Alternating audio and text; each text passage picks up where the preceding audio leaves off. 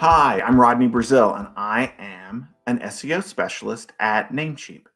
And today, I want to talk to you about something that a lot of people seem to get intimidated by, and that is search engine optimization. Uh, so, the topic of today's workshop is SEO Made Easy. And we are going to go through 3 ways that anybody can move their website content up in the rankings on Google and any other organic search engine. So, who can benefit from SEO? Uh, E-commerce stores definitely can benefit from SEO, getting your products up higher in the Google rankings. Small businesses, global brands, bloggers, freelancers, just about anybody can benefit from optimizing their website to appear better in search and get their search rankings higher. Because the higher your search rankings go, the better chances are that you'll have the visitors that you want on your website. So, what is SEO? Using existing data and keywords, technical optimizations, and testing to communicate effectively with search engines and real people. So, what does that mean? That means that to do the best research for SEO, you do have to see how users are engaging with organic search engines, see the terms that they're using, how often they're searching for certain topics or certain types of products, depending on the type of content that you want to optimize. And it's also important to remember that we're not only trying to communicate with Google and their algorithm and Bing and other search engines, but we're also trying to communicate with real people, because Google is just the intermediary between you and your potential customers or your potential readers. So it's important to remember that we're trying to communicate with both. Now, let's talk about what SEO can do. It can get more organic traffic for good content pages. That means that your pages really must be high quality. They must have information that people want to see. And if you have that, then SEO can help you get more organic traffic to those pages. It can also help you engage with the right users. All the traffic in the world isn't going to do you any good unless the people that land on your page are there to see the type of content that you're serving. And that involves making sure that you're matching up with the intent of that original user or that user that's coming to your website. SEO is also a good complement for UX design to get you better engagement on your pages. So you may have a team, or maybe it's you, that have worked really, really hard to create a website and pages that create a good customer experience. Well, SEO goes hand in hand with that to make sure that those users that are coming to that page you worked so hard on are engaging with it in the right way, and that they can understand the content that you've created. And then it can also help you discover the best content opportunities. And this may be something that you've heard of before, doing keyword research, going out there, seeing what people are looking for, and finding opportunities for you to engage customers in ways that you didn't think of before. Now, what SEO can't do? This is something that's very important to make clear. SEO cannot get you to the #1 search ranking. Now, there may be rare instances where you put up a page and all of a sudden the next day you're the top rank. That is very, very rare. I haven't seen that happen ever in all of my years of optimizing websites. And that's because it's a competitive place, and you have lots of people that are publishing content that they want to get out there for the same searches that you do. And they are established. They've maybe optimized their sites with some of the same techniques that we're talking about today. And they've been there for days or weeks or months or years. So it's important to understand that making these changes isn't going to take you to #1 on Google the very next day. Um, SEO cannot create a buying audience that doesn't exist. There may be a product that you've created that you and people that you know love very much, but that audience for that product may not be searching for it online. It also may be a great idea for a product, but people don't even know to look for it yet anywhere. And also, you may have articles or information where there's just not that many people trying to find that information. And in that case, SEO isn't going to create that audience out of nowhere. You do have to make sure that there is an audience for the content that you're creating and the products that you're publishing about online. And SEO also cannot trick search algorithms into indexing your pages without a really good reason. There may have been times in the past when the world of organic search was maybe a little bit more primitive, and you could hack your way into getting pages up for certain searches where they maybe didn't belong, on the off chance that that user might coincidentally want to engage with your content. You can't do that anymore. You shouldn't do that anymore, but also Google especially sees right around any kind of tricks, any kind of trickery. So Google is only going to serve a page that is actually a good result and matches up with the user intent of the search that you're targeting. So here are the 3 best ways to increase rankings that we're going to talk about today. And these are, as I said earlier, these can apply to bloggers, these can apply to e-commerce stores. Any type of site can benefit from these practices. And just to let you know what they are before we start: optimizing your link structure, using helpful header tags, and organizing your internal links is the best way to move up in search results.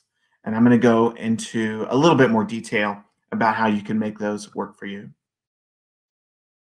So optimizing your link structure. You do this by using relevant keywords in the actual URLs of your page. Relevant keywords are ones that are specific and are unmistakable about their meaning. And so vague words like us or about us, descriptions, products, settings, words like that are vague, and Google doesn't necessarily know what that refers to within your site, especially if it's a new site. And users especially don't know what those mean. If they've never been to your site before, descriptions or hello, things like that are not going to give them a great picture of what's on that page. However, if you're very descriptive, which is new products, best-selling products, let's just say that you run a bakery and you have a page that's called donuts, home-baked bread, whole wheat bread, gluten-free. Those types of words in a URL will help not only your customers know what type of information is on that page, but it absolutely helps Google know what's on that page. And if Google knows what's on that page, there's a much better chance that they are going to serve your page for relevant rankings. Now, you obviously have to have content on the page, words and pictures that match that URL. You can't just put a word in the URL and expect to rank for it, but you can use a URL to reinforce the topics that you're talking about on the page. 3 ways to do that on each and every page. Find useful page names. That includes the meta title of the page, as well as the name of the page that might appear on the page, depending on the CMS that you're using, the content management system that you've chosen for your website. Those page names and post names, if you're talking about a blog post, using those relevant words, unmistakable words that make sense to a user, those help it make sense to Google as well. So be sure to include those in every single page name that you use, and make sure that those correspond with the URL that you've created. And so we've already talked about relevant words a little bit, but I've mentioned that as one of the 3 things here. Neutral terms like the and, descriptors like amazing or our, words that can mean a number of different things. Feel free to leave those out of your URLs. There's a little bit more conversation that could be that we could go into when it comes to the words that should go in a URL, but in general, the more descriptive, the more specific it is. Those are the words that you want to leave in the URL. Anything that's very neutral or could have a vague meaning, take that out of your URL.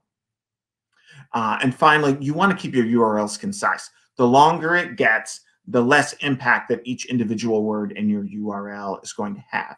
So if you keep them brief but relevant, you want to have those important words in the URL. You don't want to make them so short that you're taking out important terms that can help Google and users understand the page. But you definitely want to keep them short and not include a lot of fluff. Let's move on to our the second technique that we're going to talk about today, which is using helpful header tags. So header tags, for example, if you're using WordPress or another CMS, you'll see those listed as H1, H2, H3. If you're working with a web developer, if you're working with a designer, they'll know what it means to tag something as an H1, H2, or H3. In general, H1 is going to be the most important statement that you're making about the page.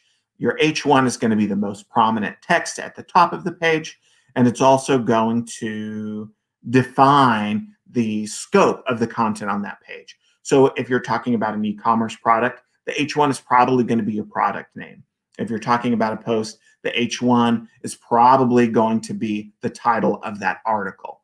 And more often than not, it matches the page name, and more often than not, the words in your H1 should also appear, the important ones anyway, should also appear in the URL.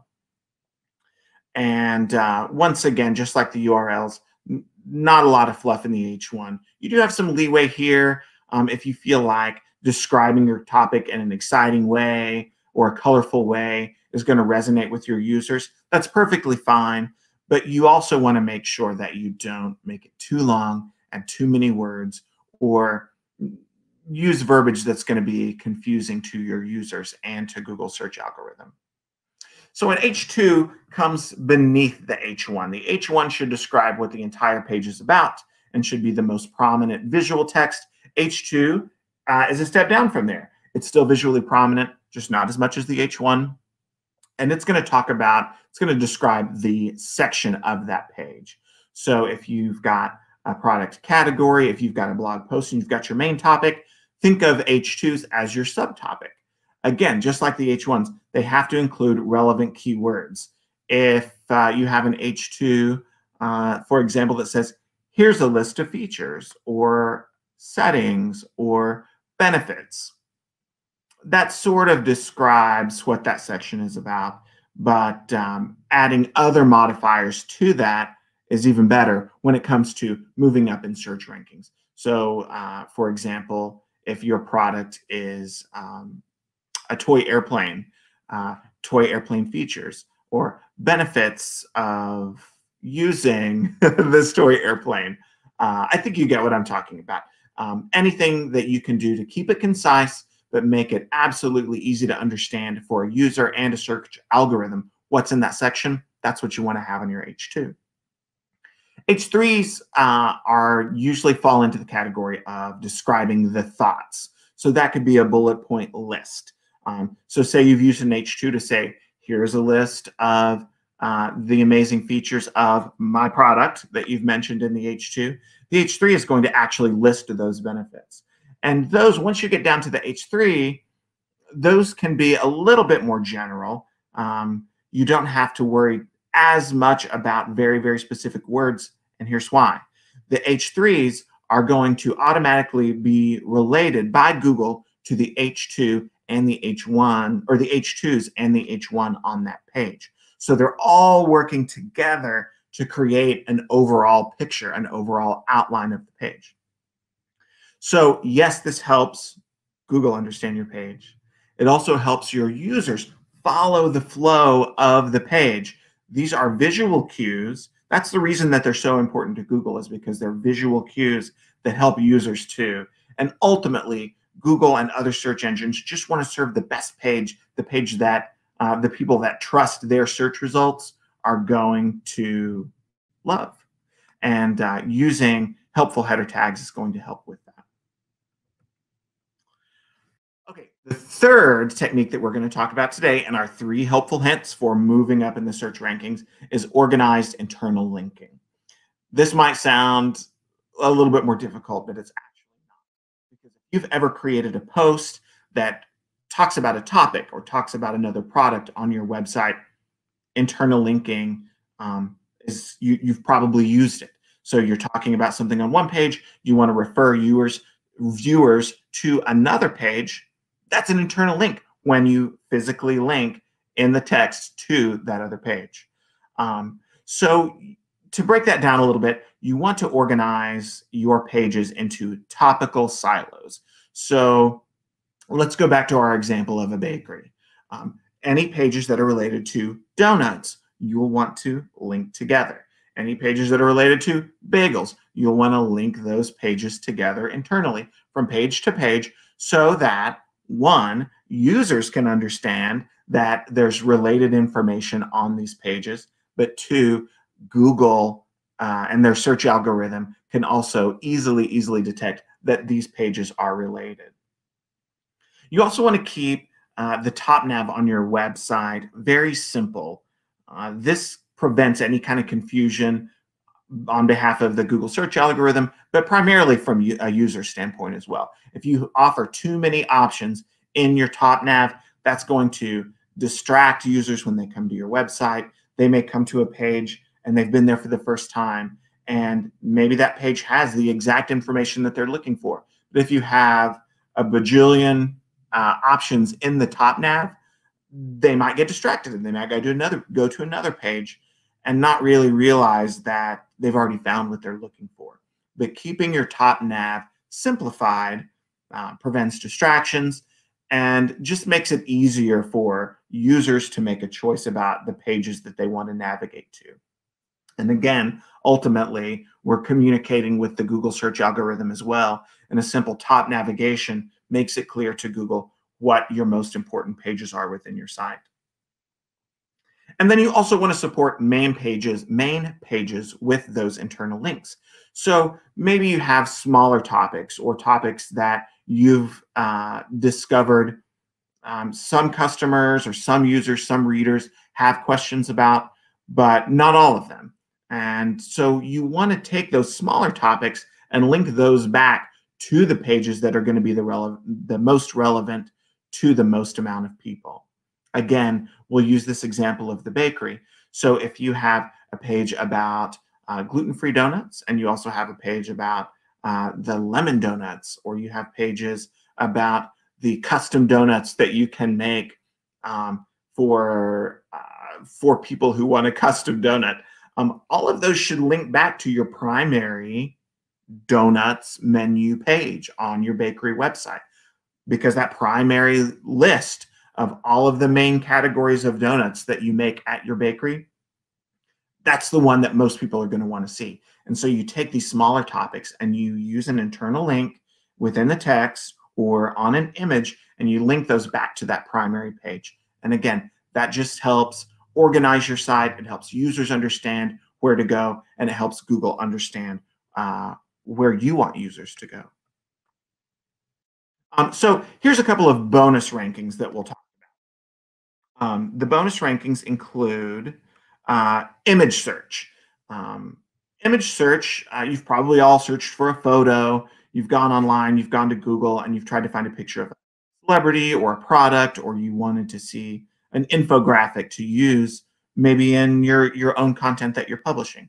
Well, image search is an additional ranking that you can get from all of these techniques that we've talked about, because the better that Google understands your content and your website, the more often they're going to serve it. And that can include traditional search results, but also in the image search. So make sure that when you put an image in any of these sections under an H1 or an H2, make sure that those images are related to that topic, because with these techniques, you might also appear in those rankings. And if the person that's done an image search finds that relevant to the topic, they'll click on through to your website. Answer box is another dynamic search result on Google. It's where people can go to find answers to specific questions about specific topics, and having well-organized content on your site, well-made URLs, header tags, and internal links that can help you show up in the answer box in addition to those traditional search rankings. And then there's also the knowledge card. Now, these probably aren't going to be effective as much for e-commerce retailers.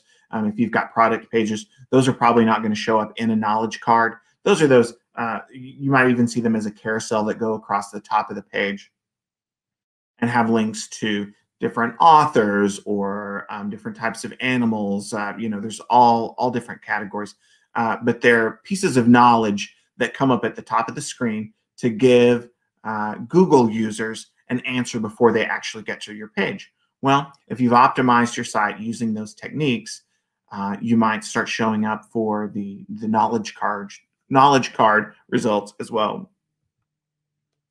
So if you'd like to learn more about search engine optimization, in addition to the video that you've looked at today, if you go to Namecheap.com and you find our search field that's right there on our website, you can search SEO or search engine optimization or header tags or any of the topics that we've covered today. You can search for those on the Namecheap website and see one of our many resources that go into deeper detail about the things that we've talked about today. And that's the end of our presentation today. I hope these easy SEO techniques will be helpful to you.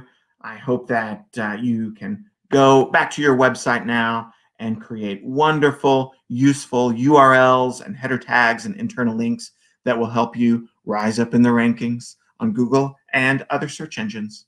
Thank you so much, and we'll see you next time.